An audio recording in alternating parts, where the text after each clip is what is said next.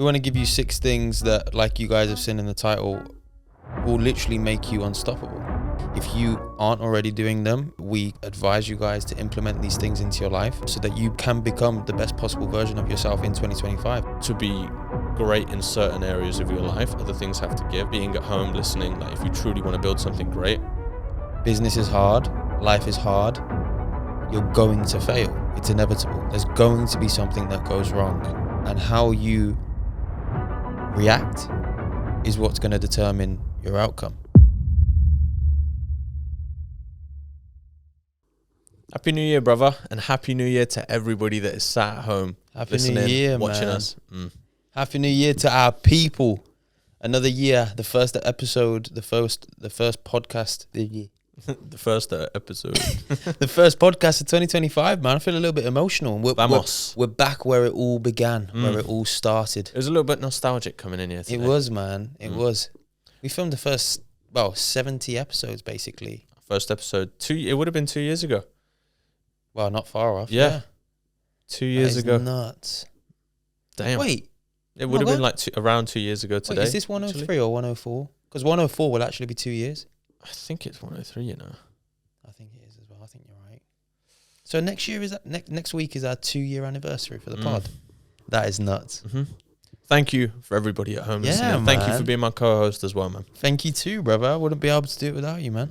Now, everyone at home listening, we've got a special episode for you guys today. Yes, this sir. is 6 things that you guys can do, things that we're going to be doing going into 2025 to make this our year, to make it a special one, to make sure that we get the best of ourselves, best out of each other, and to absolutely conquer 2025. We want to give you 6 things that, like you guys have seen in the title, will literally make you unstoppable.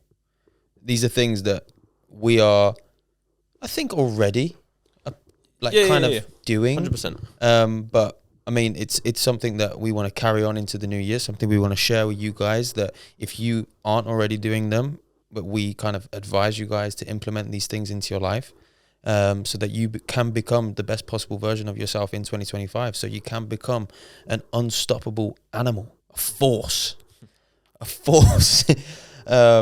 But yeah, man. Should I jump straight in? Start us off, brother. Me and H have got, there's 6 as a collective that we both agree on, we agree on, but then there's some that are more individual to each of us. Yes, exactly that. To be honest, I don't think there's one of yours that I'll be like, nah, fuck that. Nah, same, of course. And there's 1,000% there's going to be more. I mean, me and Chris, there is more, Yeah, there was like a list of about 15 that we thought of, but we've narrowed it down to our 6 most important that we want to speak about in this episode. Yeah, for sure. I'm going to come straight in. The first one for me to become an unstoppable force in 2025, to be the best version of yourself, it's so important, but it's surround yourself with winners, man. Surround yourself with winners. There's so many people that are destined for greatness, that you might be listening to this now at home thinking that you are destined for great things. You know that you're great. You know you can make decisions. You know that you're fast thinking. You can manage people. You can learn the plan, whatever it may be. You can do it, but you're being held back because your environment, the people that you surround yourself with, the people that you spend the most time with, are comfortable. That might be what they want in life, and that's fine. But as a high value individual, somebody who's striving for greatness, you need to surround yourself with other people like that. You are a product of your environment. Hang around with 4 millionaires and soon enough you'll become the 5th. The guys at the top don't just say this stuff to say it. They say it because of experiences. And I mean, me and you are kind of in this in-between period where we probably don't fit in with guys that we would have said were our best friends 2-3 years ago. We don't really have too much in common anymore with them. And we haven't really amounted to levels of success which opens the doors to the next circle of people that we want to be in. But we're actively trying to surround ourselves with go-getters, with high achievers. The podcast is a great way for us to do that, of course, because we get to sit down with people that are a lot further along their journey than we are. But surrounding yourself with these guys that are ticking off things that might be dreams to you, like they're nothing. Be around them, be in their presence, try and learn from them. Like, it's going to rub off on you, man. So if you are listening to this podcast now, coming into 2025, and you are in a friendship group of people that you feel like you're always having to nag to speak about money or nag to get to the gym, or it feels like a chore to try and be great around them, this might just be your sign to try and find a new friendship group, man. If you're, just to reiterate what you just said, if you're listening to this at home, you need to find a brother. Thankfully, I've got one sat right opposite me. Or you need to find a brotherhood of men that are interested in bettering themselves, becoming financially stable, unlocking potential in themselves and in their life, which the majority of people would think is unimaginable. It's there's so much beauty in that camaraderie as well. It's important that you find that group of people that you can go and you can get after it every single day and you can get into the trenches with. Yeah, for sure, man. I think it's so important. And we always speak about motivation isn't a thing. You have to be disciplined. But how much easier is it to be disciplined when you're motivated? And if you're surrounding yourself with people that are motivating you every single day, it's a lot easier to stay consistent and to be disciplined, which we both know are the two biggest factors of actually amounting to something in business, in your relationship, in a physique, in whatever it is that you're striving towards. Consistency and discipline are the two things that are going to get you there. And if you can be as motivated as possible because of the people around you along that journey, then how much easier is it going to be to? I think an honourable mention, this is a side note now, an honourable mention to motivation and discipline when it comes to success. The honourable mention is patience. And I think it gets overlooked by a lot of people, whether they're stepping into business, trying to become their fittest and healthiest self, become the most educated that they can possibly be. You can't just snap your fingers and expect it overnight. Facts. It's patience. And I think that's one thing that we've had to massively learn throughout business, let alone other areas of life as well. Maybe things got taught to us before we began our entrepreneurial journey. Things got we learned things after, whatever it may be. But remember, patience is a very, very honourable mention that I don't think gets spoken about enough. Yeah. I think it goes hand in hand with discipline and consistency. Arguably, like one of the most important factors to remember when trying to build something great is the patience, because I think discipline and consistency, without saying it, say patience. Yeah. Because it is turning up the days when you don't want to. And I mean, if everything was working the day after, then there's no need to be disciplined. I think, or to be consistent. I think where people, us and people at home that are listening, the majority of people, especially when they first start, is they hear discipline and consistency all the time. Social media, YouTube videos, whatever it is. I think where people get it wrong is they're like, oh, you have to turn up on the bad days, whatever it is, every single day you have to turn up. I used to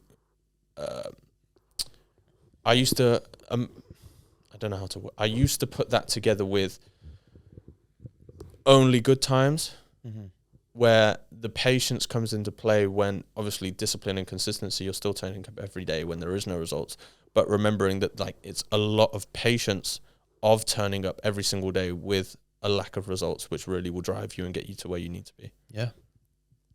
Like, I think at the moment, after 2 years, we've got the most opportunities that we've ever had in business. And it's not even a lot to the people that are listening at home. It's not even a lot. Like, it's not like our calendars are filled up with sales calls. Yeah. You're right, bro. You are right. But at the same time, it's like, is it a coincidence? Or is it the patience, the consistency, the discipline, the education, the go get it, the no matter what happens, we're just going to turn up and we're going to show up? Is it starting to finally slightly pay off? And I think the answer to that is yes. So many people are expecting things to happen and to happen quickly. We're living in a world where you're surrounded by so many people, especially on social media, that we've touched on it beforehand, that start their business and in 5 weeks they're doing 10K and in 5 months they're doing 100K. And like, that's great. Well done you. Hats off to you. But that isn't the norm. It is normal for it to be long. It's normal for it to be hard. It's normal for it to be painful. It's normal for you to lose friends, to lose relationships, to piss your girlfriend off, to piss your parents off, to be broke. Like, it's normal for you to do that. And on the other end of it is everything you could have ever imagined and you could have ever dreamt of. So let's fucking go. Come on. Vamos. Come on then, brother. Bring in your first point. Well, my first point and the first thing that I'm going to be going into 2025 doing, the first thing that I believe everybody at home should be going into 2025 doing, something during 2024, especially throughout the end of it, I found immense benefit from, but educating myself, ourselves, to first of all become more knowledgeable and just to become better people as well. Yeah. Whether there's so many different types of education that people can be doing, whether that is investing in a course online and stuff like that, you know, not all of them are as bad as they seem. I know that online courses, etc., do have bad reps. There is going to be some good ones out there. Whether that is listening to podcasts, watching YouTube videos, whatever it is, all the information that you need to find is realistically out there for free. I think that's the big one. A lot of people, when they hear the word educate yourself, their head goes to, well, I've got no money. How am I going to afford this course? Or bro, just go through Hormozy's whole YouTube channel. There you go. Well, okay, if you're looking to be in marketing, for sure. But there's going to be somebody else somewhere that is a specialist in your niche, in your field, in whatever it is that you're trying to conquer, that is putting out value. To be fair, that you say if you're in marketing, but marketing goes for any business though. Every yeah, business for sure. But themselves. If someone's trying to create an Amazon FBA store, sitting and watching 15 hours of Hormozy videos isn't really going to get you too far. Do you know what I'm saying? But somebody that is an Amazon specialist is going to have free deliverables. I know for a fact that there's like people that have put 2.5 hour YouTube videos together just purely about setting up Amazon FBA, dropshipping, whatever it is. It doesn't. When we say invest into your education, it doesn't have to be money. It can just be invest in your time. Instead of investing 10 hours to the new season of Squid Games, how much more better off would you be if you invested 10 hours into that Hormozy series? And I can hold my hands up. I watched the new Squid Game series. Could I have allocated that time to something more? Probably. The one thing that I will say, that just, again, another side note before we get back onto the point, I find that for me, and I spoke with another entrepreneur about this not too long ago, about like watching Netflix. Like, that's what I find to wind down, etc. That's what helps me reset for the next day, and it chills me out. It's genuinely what I enjoy doing the most out of anything. Like, well, I say out of everything. It's not true, but watching Netflix. No. But when I finish a long day, there's nothing more that I'd rather do than just sit down for an hour and a half and just like watch a bit of Netflix and chill. Like, that is just what I would like to do. Chill. But he responded to me, he's like, oh, I love doing that as well. Like, and it is what helps me unwind, but I feel guilty doing it. Like, could I be spending my time better? Yeah. But my reply to him was, if that's what chills you out, is what's going to make you have a good night's sleep before, I don't know, you pick up your book or whatever it is. Go get it tomorrow. Yeah, exactly. Like, I don't know, that hour and a half before bed where I'm just on my own, chilling, watching the Netflix series that I'm interested in, the YouTube video, whatever it is. That's like good relaxation time for myself, genuinely. Yeah. That hour and a half before you go to bed to make sure you get the good night's sleep, so you can wake up tomorrow and hit your gym session and get to work on time and do all the stuff that you need to do. Do that. The one thing that I will say as well, following on from education, one thing that's had a big impact on my life recently is educating myself with reading. I feel like reading has had a massive, massive impact on my life. I said literally, it would have been around this time last year, I said, next year I'm going to finish my first book. I finished my first book, quarter of the way through, I'd say, of my second. And I absolutely love it. I never would have thought that I would have liked reading, but it's actually just picking up something that you're interested in.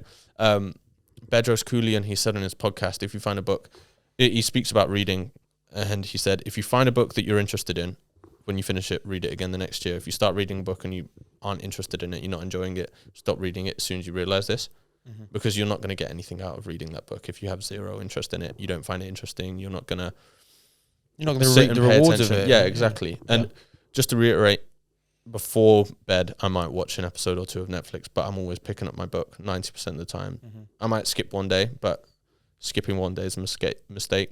Skipping two is a change of habit, so never skip two. Come on. You sent me that the other day, innit? Yeah. It's very true, though. Yeah.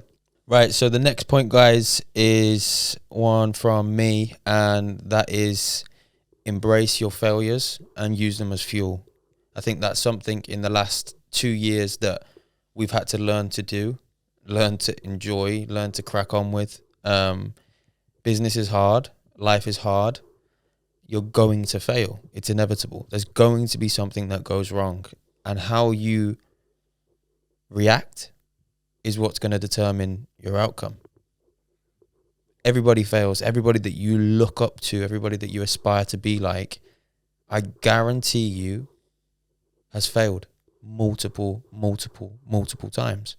But the reason they're in the position that we look towards and we strive towards is because of the way that they reacted to those failures. Some shit goes wrong, cool, use it. Your girlfriend breaks up with you because you're a fat slob, cool, use it, get in the gym. Do you know what I mean? Your business goes bust, cool, use it, learn, why did it go bust? And then apply it to the next one and react. Embracing your failures and using the feeling of, what's a good analogy?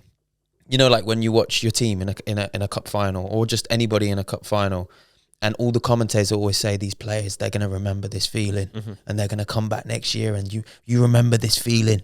Remember how it felt when you lost or Arsenal last season. Remember 2 points. That's all it took, 2 points, one game. Remember this feeling and take it into the next season. It's the same thing. Embracing the failures and using that feeling of sadness, anger, disappointment, whatever that is, and flipping it and using it into your advantage, using it as fuel to go again, to get back up, get knocked down 4 times, get up 5. That's not just something that's going to make you unstoppable in 2025, but in my opinion, something that's going to make you unstoppable in life.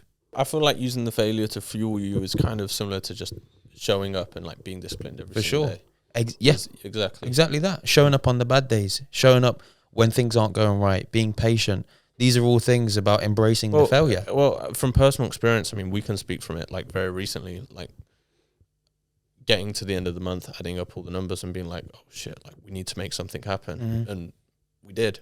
We were on track to end the month in a minus and we ended it in a plus. Well, was there a 30-minute time where we didn't speak to each other in the office and we're looking at thin air and we might have shed a tear? We didn't know what we were doing. We felt a bit lost. We felt a bit helpless, a bit just a bit like, yeah. But what do you do with that energy then? Do you carry it out or do you flip it and embrace it and use it? That's what we did. And like you said, we were going one way and we flipped the narrative, used that as fuel and finished another way. So, yeah, to round off that point, you're going to fail. Embrace it, use it, learn from it, keep it stepping. Well, the next point going into 2025, to make yourself the best possible version you can be, is something that I advocate for very, very highly. Is make sure that you're fit, strong and healthy. Make sure that you're looking after your mental and your physical health. Yeah. It's actually it's 11 years now. I've been, just over 10 actually. Just over 10 years that I've been taking care of my physical health, which then translates into your mental. But I feel like maybe if we touch on both of them separately and then how they intertwine as well is a good way to approach this. But first of all, like with your physical, like making sure that you are strong, healthy, whatever these things are, how you want to look after yourself. It doesn't matter what form of exercise you're doing, just get out and do something, whether that is going to the gym for a walk, whatever it is, it's super important. I saw something the other day. If a 30-year-old man can't run a sub 30-minute 5K, it's like a 90% chance by the time they get to 70, they won't be able to walk up like a mild incline above 3 miles an hour. Damn. Like that's pretty atrocious. Like I imagine myself getting to the age of 70, being able to get down with my grandkids and play with them and do whatever it is that I want to do because I've taken care of myself now. It's something that it should be important to everybody, I believe. And also as well, coming back to the point of this whole podcast, like to make you as unstoppable as possible. What does walking into a room, being lean as fuck, looking the part, filling out your t-shirt, what does that say to everybody else in that room about you? It says that you can stick to a plan, you can show up every day, you can put yourself through hard tasks. If I'm walking into a room and someone comes over to me and says, "Hi, mate," and I can see veins popping out and they're filling out their t-shirt and they're shredded to shit and he's got a strong jawline, I know that this dude is somebody that I would be open to doing business with or speaking about business with. Or, do you get what I'm saying? Because of what it shows. And I mean, your boy Pedro says it as well. Like, fitness is like a gateway drug to the rest of the stuff. Like, it's so, so important. As humans, we're not supposed to judge a book by its cover, but we do. We just do. Everybody does. Of course. Ooh, of course. But if you are literally a fat slob and you walk into that room and you go up to somebody that you are interested in or you know of, or somebody that's further along their journey than you, and you want to go and introduce yourself, and how are they going to look at you? Are they going to respect you? Are they going to respect you more or less if you go over and you're 25 stone and just look like a piece of shit? Or if you go over there and you look in shape and you take care of yourself and you look healthy, which person are they going to respect more? I know which one I would respect more subconsciously, you know? Just again, to come back to the point of the importance of making sure that you are consistent and you build yourself a physique from the ground up. You make sure that you're strong and healthy from the ground up. There's times where you might view me as being stoic, and I know that you've said it on the podcast. I've never really viewed myself as being stoic through some of the harder times and like being more level-headed. I put that down to like, I've been here and I understand it before through other hardships that have gone on within my life where I'm aiming towards a goal, and what it takes to overcome it. I understand that there's going to be days where you're not going to feel like doing it, etc., which I know that you understand, but I'm just trying to obviously make the point relevant. If you are building a physique, like you said, it shows consistency, discipline, etc., to whoever else it is, but it also shows it to yourself. Yeah. It's important that you show up every single day and you stick to the plan. Like, I know for a fact that I don't feel good if I don't exercise in the day. I don't. I know that I'm not as sharp. I know that I'm not as switched on. I know that I'm not as happy if I haven't worked out at some point in the day. I know that I probably release the most serotonin after my workout. I think it's beautiful that you said, yes, it shows to other people, but what does it also show to yourself? And I think that perfectly transitions us into the mental side of things as well, and the benefits of that. If you are in shape, if you do put yourself through hardships, if you are consistent, if you are disciplined, you tell yourself you're going to do something and you do it, whether that's a gym session or a half marathon or whatever it might be, or high rocks or whatever it is that you want to do, even if it's just a 5K walk every Sunday, and you tell yourself you're going to do it. How much confidence does that build in yourself when you say, I'm going to make £1 million next year? Because everything that you say you're going to do, you do it. So if you start saying, I'm going to make £1 million next year, I'm going to put my chips on him. I think one of the things with mental health as well is like, well, looking after your mental well-being, I'd say. I ain't trying to be a bitch. What do you mean? In terms of looking after your mental well-being, something that has been massive for me, and I know that we just spoke about it, but reading, I just feel like that the sense of accomplishment that I get, probably because I was never a reader, the knowledge that I gain, the relaxation that I even get before going to sleep, and allows me to get a better night's sleep so that I can perform optimally at my physically, and I can perform optimally mentally after you get that good night's sleep. That all of these things translate into looking after your mental and physical health, even like down to what you're eating and drinking, everything that you're putting inside of your body. I know that we've just come out of the Christmas period, and it's cool, man. Like, you had a little drink with your family, you had some chocolates, you had some dessert, whatever it was. I did. I know you did. But what are you doing for the other 355 days of the year? Yeah. Do you know what I mean? It doesn't, and it's not every single day. Don't get me wrong. It's not like, it's an 80-20, isn't it? Yeah. Well, try and be 90-10. Yeah. I was gonna say I prefer 90-10. That's kind of where I try like to stay in that zone. And I think it's fucking important, man. Like, you don't need to find a reason to go off track just because you think it's going to be fun. Most of the time when I feel like I go off track, I feel more so guilt more than anything. It's important just to stay there, man, and make sure that you're looking after yourself and what it is that you're putting inside your body, and what you're also doing to your body as well, to make sure that you're looking after your mental and physical health. Well, yeah. Get in the gym. The one thing that I will say, just a side note, I feel like it's something that I'm going to have to come to terms with this year, because my mental and physical well-being is something that I enjoy to prioritize. I like prioritizing it. I like feeling like a superhero. But one thing that I've kind of come to terms with, a few conversations, obviously here on podcasts and stuff, understanding that to be great in certain areas of your life, other things have to give. So it's like health, business, and then relationships. Like, I understand that health and relationships I've come to terms with, and we'll touch on this in the last point as well, because it's probably the most important, but something's going to have to give. And I understand that. And being at home, listening, like if you truly want to build something great, another two parts of that triangle in your life are going to have to give, whatever it may be. If you want to have the best relationship, you're probably going to have to sacrifice a bit of your health and a bit of your business to free up that time for a relationship, whatever it is. Well, I mean, to achieve or amount to anything, there needs to be a certain level of sacrifice. And that needs to be a choice that you make within yourself. I saw Samuel Noah saying something the other day. There should be no doubt in your mind. If that's a sacrifice that I need to make, there's no doubt that I'm going to make that sacrifice. What are you willing to sacrifice? And if it's everything, then you're going to be a boss. God's testing you every single day, man. See what you're made of. Show him. Vamos. My next point is something that personally I want to work on and will be implementing. I feel like I've got better towards the back end of 2024. H is also somebody that's motivated me to be more so like this. But the importance of being comfortable saying no, I think that's a big part of becoming unstoppable.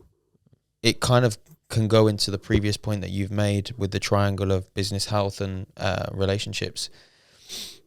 Oh, should we watch a movie tonight, babe? And no, because I've got to wake up tomorrow and I've got to do this. Oh, bro, should we go out for a drink tomorrow night? No. You have to be comfortable saying no in those situations. And it's something that I am a victim to. We are human. Obviously, I am a victim to my wants, needs, desires. I love a drink. I love a movie night. I love a series. I love my PlayStation. And sometimes it's hard to say no, and sometimes I don't say no.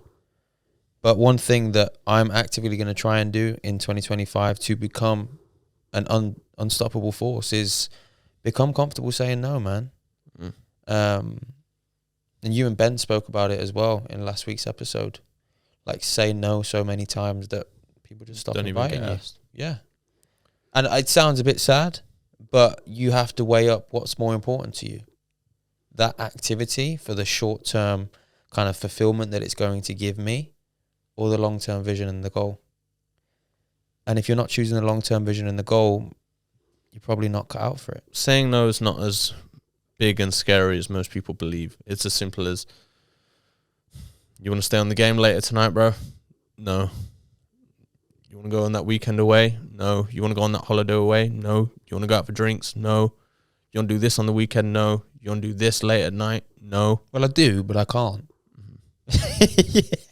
I understand what you're saying, but it gets to the point where you get so you understand so much that you want to say no, that you don't even care. Like, I feel like I've got to a point in my life, like just from a personal standpoint, where like FOMO is something which is completely eliminated. Yeah. It is completely eliminated. Like, for instance, the best way, a good example that I can give to this actually was on Boxing Day. There's the Greek night every single year where all the Greeks, they throw a big night out, etc. One of our pals did it this year. So you went, obviously I showed face, because if it was anybody else, I would have said no, but it was a good pal of mine, ours, that was throwing it. And of course I was going to swing by, say hello to everybody, show him my support, and then leave and get an earlier night than I would have if I stayed and drink, whatever. But I got there, and even without a drink, like I feel like I'm quite good now at having fun without having alcohol, because I don't really drink too much. But I got there and like I was like, oh, like the music's on, like boys are here, like I'm having a bit of a fun time.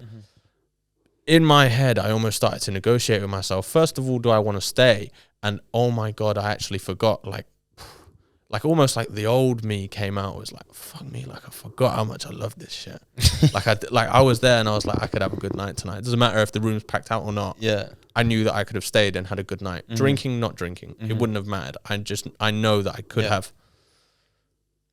But regardless, like it got to the point that I've said no so many times, and people understand that that's not me anymore, that And I haven't done it for so long that I don't even have to say no to it because I forgot that it was even fun. Genuinely. In 10 years' time, I'm going to have fun to do that shit.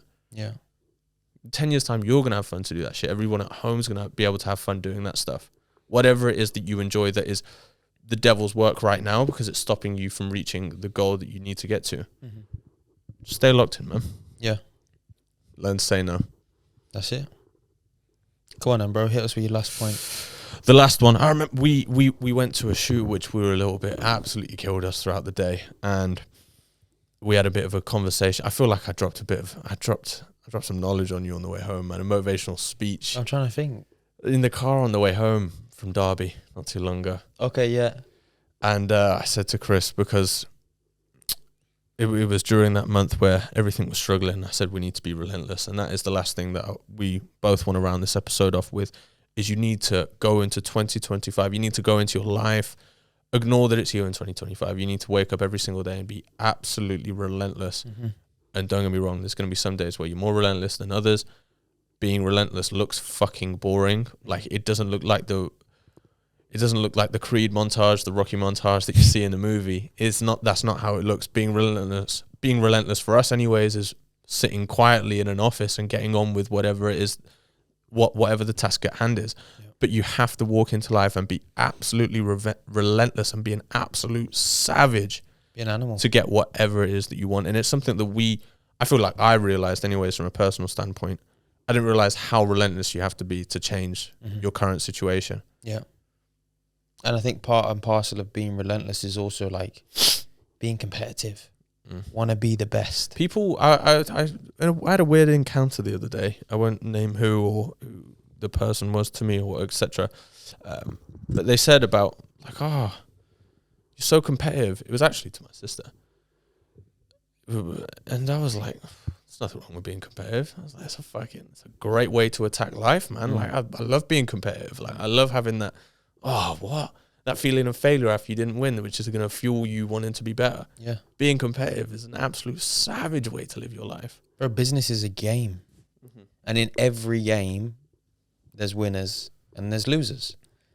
If you want to win, you have to be prepared to compete and to be relentless. I think the important thing is understanding that you're competing against yourself every single day, more so than other people, I believe anyways. To an extent. But there's nothing wrong with competing with every other fucker as well. If you are a marketing agency, there's other marketing agencies that are coming to take your potential clients or potential leads. Why wouldn't you want to be better than them? Why wouldn't you want to have a better product, a better service, better customer service, better client acquisition, better systems? Like part and parcel of winning in this game is wanting to be the best. And that means outworking, outcompeting your competitors. There's nothing wrong with that. People are very quick to say like, there's plenty of fish in the sea. There's enough pie for it to all go around. Yeah, that's fine. But how much of it do you want? Are you okay with other people having more of it than you? Or do you want to compete? Do you want to be the best? If you want to be the best and you have that mentality of, I want to win, I want to compete, and I want to be a relentless motherfucker, you'll win. And you probably won't end up having the majority of the pie. But you'll have more of it than if you had a low kind of vibrational mindset where you're like, oh, yeah, it's all right. Well, yeah, their stuff is better than ours, but it's okay because we're doing 10K. Like, no, motherfucker, I want to do 50. I want to do 100. I want to do 1 million. If you have that what's next savage, competitive edge, you will win. Be ruthless. To wake up every single day and just be an absolute savage. Whatever it is that you do. Be a savage. And don't be afraid to be a savage. Be the best at what it is that you do, or at least try to be the best. Try to master what it is that you're doing, and you'll win. Vamos. Oh yeah, there are 6 points. It's been a pleasure, brother. And some in betweens. We had some 2.5s, 3.5s in the middle as well. But yeah, it's been a pleasure. Happy New Year to you all, man. Thank you so much for supporting us for these last 2 years. We really appreciate it. And let's go get it. Everybody at home listening, thank you for listening. And, man. Let's make this our best year yet. This next 365 days for all of us is going to be a big one. I wish you all the best. Vamos. We'll see you at the top. Let's go. To all of you guys on Spotify, make sure you follow us and leave a rating. To our guys on YouTube, make sure you like, comment, subscribe, turn the bell notification on so you get notified every time we release a podcast. And we'll see you all next week. Catch you later, guys. Peace.